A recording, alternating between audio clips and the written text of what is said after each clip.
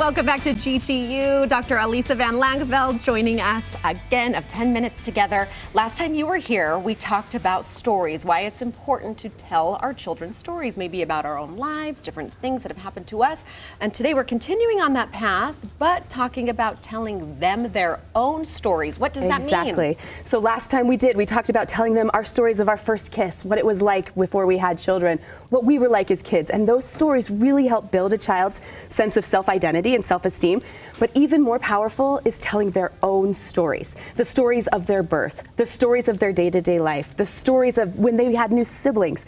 When we tell our kids these stories, we can actually change the way their brains function in a really healthy, successful way. What do you mean by that? You brought a brain here, and I'm curious. I brought this brain. This is the model that I use in class at the university. Okay. So in our brains, we tend to process a lot of our abstract feelings and emotions on the right side of our brain.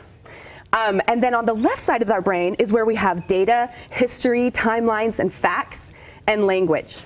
So we're having experiences all the time. Our kids are feeling things, but they might not have the words to describe it. So when we tell our kids their stories, we're moving that abstract feeling into the left side of our brain and allowing them to emotionally process things that might not make sense to them. In psychology, we call that coherence, making sense of their experiences. So when we think about the holidays, they might feel a lot of energy, a lot of stress, and kids might not understand. It's Christmas. Why am I feeling a little stressed out? When we tell them those stories and we say, yeah, sometimes the holidays feel stressful. Sometimes we go to grandma's house and it might feel a little tense there sometimes. We give them this language to explain what they're feeling that they can't quite understand. And honestly, when we go to therapy in our adult years, that's what we do.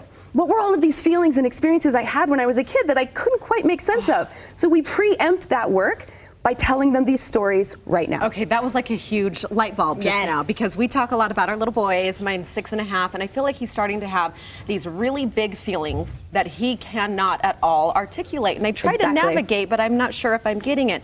You had an example that I would love for you to share, because this makes a lot of sense with your own daughter and performing. Yes, so there's 3 types of stories that we can tell our children, and one of them is stories of their challenges or their successes. So my 9-year-old daughter is in the Nutcracker this year.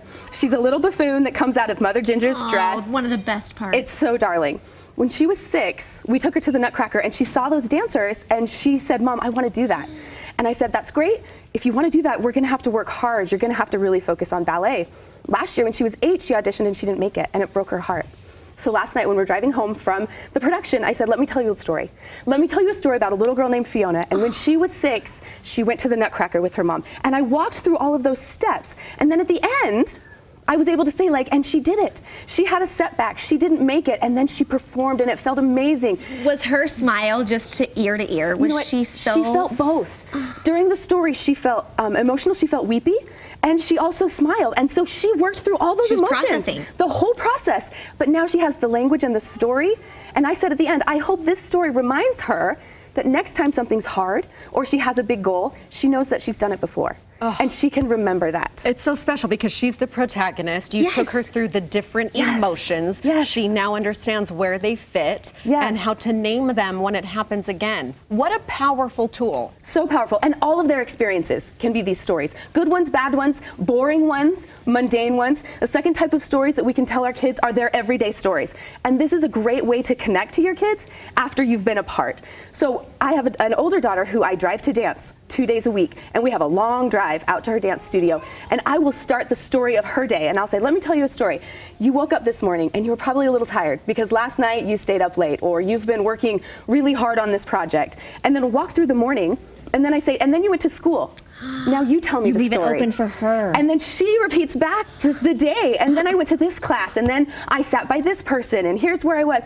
And you can continue to ask questions, kind of feed her along in the story. This is beyond brilliant, because I feel like those times when I say, how was your day? It feels so, why am I saying the same things, and why can't I ask in a creative way? I am using this. Yes, it's so powerful. Love this so powerful. So much. For our viewers that want to know more about this, where can they go? So I'm on Instagram at 10 Minutes Together, which is this idea of just in 10 minutes, we can have some of these really powerful connections.